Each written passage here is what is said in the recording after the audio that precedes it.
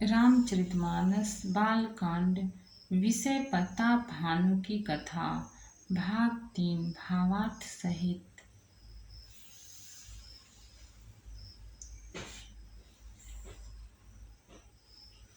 मुनि महिमा मन महु अनुमानी, उठे उगवहि जेहि जानन रानी।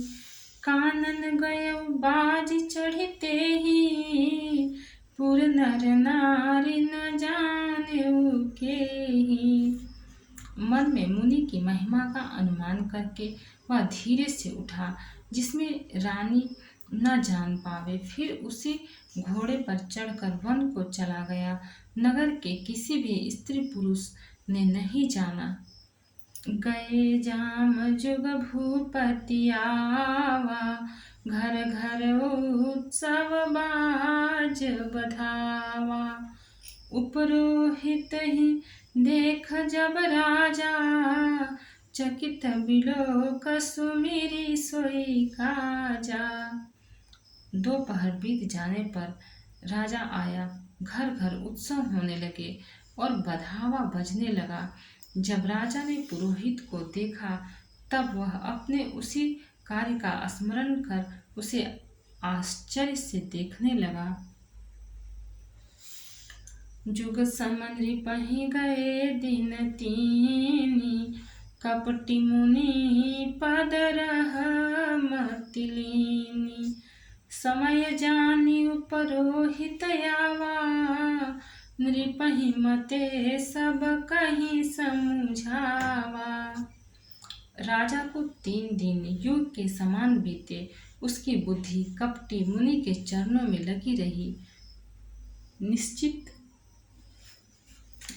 समय जानकर पुरोहित बना हुआ राक्षस आया और राजा के साथ की हुई गुप्त सलाह के अनुसार उसने अपने सब विचार उसे समझा कर कह दिए। दोहा। नृपहर से पहचानी गुरु, भ्रम बस रहा न चेत। बरे तुरत सत सहस बरा, विप्र कुटुंब समेत। संकेत के अनुसार गुरु को उस रूप में पहचान कर राजा प्रसन्न हुआ। भ्रमवश उसे चेत न रहा कि यह तापस मुनि है या काल केतु राक्षस। उसने तुरंत 1 लाख उत्तम ब्राह्मणों को कुटुंब सहित निमंत्रण दे दिया। उपरोहित जेवनार बनाई, छरस चारि विधि जसी श्रुति गाई। माया मय तेहि किन्ह रसोई, व्यंजन बहुगनि सकई न कोई। पुरोहित ने 6 रस और 4 प्रकार के भोजन, जैसा कि वेदों में वर्णन है, बनाए। उसने मायामयी रसोई तैयार की और इतने व्यंजन बनाए जिन्हें कोई गिन नहीं सकता।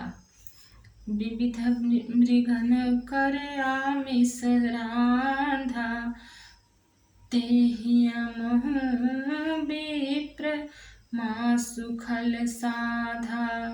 भोजन कहूँ सब विप्र बुलाए, पद पखारी सादर बैठाए। अनेक प्रकार के पशुओं का मांस पकाया और उसमें उस दुष्ट ने ब्राह्मणों का मांस मिला दिया। सब ब्राह्मणों को भोजन के लिए बुलाया और चरण धोकर आदर सहित बैठाया। परुसन जब ही लाग महिपाला, भय आकाश बानी तेहि काला। विप्र वृंद उठी उठी गृह जाहूं, है बड़ी हानि अन्न जनि खाहूं। जब ही राजा परोसने लगा, उसी काल केतु कृत आकाशवाणी हुई, हे ब्राह्मणों, उठ उठ कर अपने घर जाओ। यह अन्न मत खाओ, इसके खाने में बड़ी हानि है। भयो रसोई भूसर मासु, सब द्विज उठे मानी बेसु। विश्वासु। भूप विकल मति मोह भुलानी, भावी बस नयाव मुख बानी। रसोई में ब्राह्मणों का मांस बना है। आकाशवाणी का विश्वास मानकर सब ब्राह्मण उठ खड़े हुए। राजा व्याकुल हो गया, परंतु उसकी बुद्धि मोह में भूली हुई थी। होनहारवश उसके मुंह से एक बात भी न निकली। दोहा। बोले विप्र सको पतब, नहीं कछु कीन्ह विचार। जाय निशाचर होहु नृपा, मूढ़ सहित परिवार। तब ब्राह्मण क्रोध सहित बोल उठे। उन्होंने कुछ भी विचार नहीं किया। अरे मूर्ख राजा, तू जाकर परिवार सहित राक्षस हो। छत्रबंधु तै विप्र बुलाई, घाल लिए सहित समुदाई। ईश्वर राखा धर्म हमारा, जय हसित समेत परिवारा। रे नीच क्षत्रिय, तूने जो परिवार सहित ब्राह्मणों को बुलाकर उन्हें नष्ट करना चाहा था, ईश्वर ने हमारे धर्म की रक्षा की। अब तू परिवार सहित नष्ट होगा। संवत माध्य नाश तव हो, जलदाता न रहहि कुल को। नृप सुनि श्राप विकल अति त्रासा, भय बहोरी बर गिरा कासा। एक वर्ष भीतर तेरा नाश हो जाए, तेरे कुल में कोई पानी देने वाला तक न रहेगा। साफ सुनकर राजा भय के मारे अत्यंत व्याकुल हो गया। फिर सुंदर आकाशवाणी हुई। विप्रहु श्राप विचारी न दिन्हा, नहीं अपराध भूप कछु किन्हा। चकित विप्र सब सुनि न भवानी, भूप गयउ जहाँ भोजन खानी। हे ब्राह्मणों, तुमने विचार कर साप नहीं दिया। राजा ने कुछ भी अपराध नहीं किया। आकाशवाणी सुनकर सब ब्राह्मण चकित हो गए। तब राजा वहां गया जहाँ भोजन बना था। तहन असन नहीं विप्र सुआरा, फिर उराउ मन सोचय अपारा। सब प्रसंग महिसुरन सुनाई, त्रसित परेउ अवनीय कुलाई।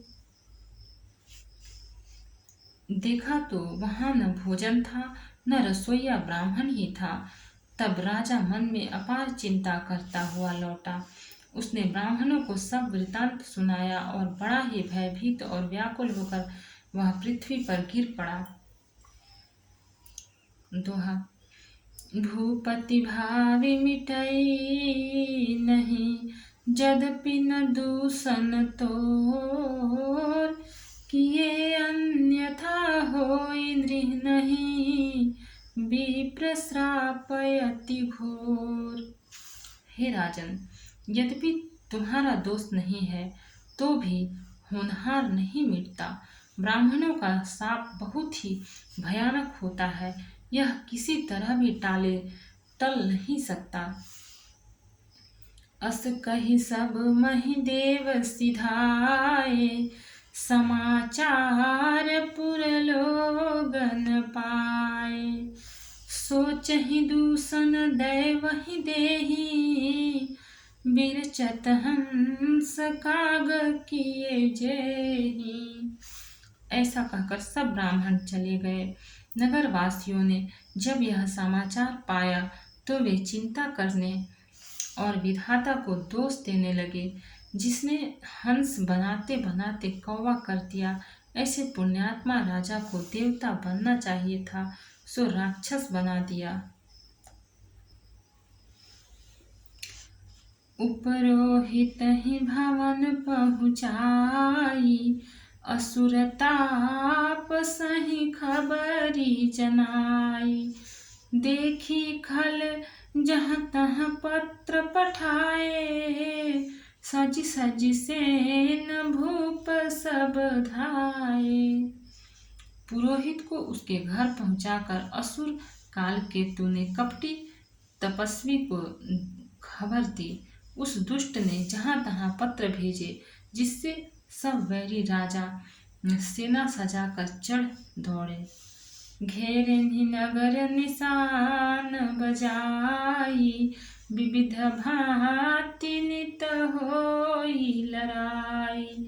जूझे सकल सुभट करनी, बंधु समेत पर्यु नृप धरनी। और उन्होंने डंका बजाकर नगर को घेर लिया।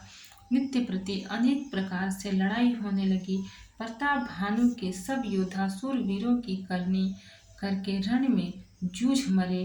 राजा भी भाई सहित खेत रहा। सत्य केतु कुल को नहीं बाचा, विप्र श्राप किमि होई साचा। रिपुजिति सब नृप नगर बसाई, निजपुर गमने जय जसु पाई। सत्यकेतु के कुल में कोई नहीं बचा। ब्राह्मणों का शाप झूठा कैसे हो सकता था। शत्रु को जीतकर नगर को फिर से बसाकर सब राजा विजय और यश पाकर अपने अपने नगर को चले गए। दोहा। भरद्वाज सुनु जाहि सजब, होई विधाता बाम। धूरि मेरु सम जनक जमा, ताहि ब्याल समदाम। याज्ञवल्क जी कहते हैं, हे भरद्वाज सुनो, विधाता जब जिसके विपरीत होते हैं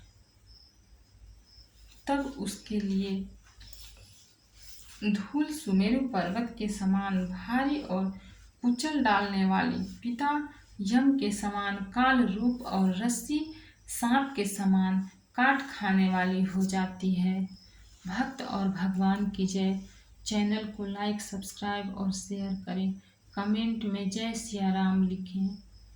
आगे का पाठ आगे का एपिसोड में मिलेगा।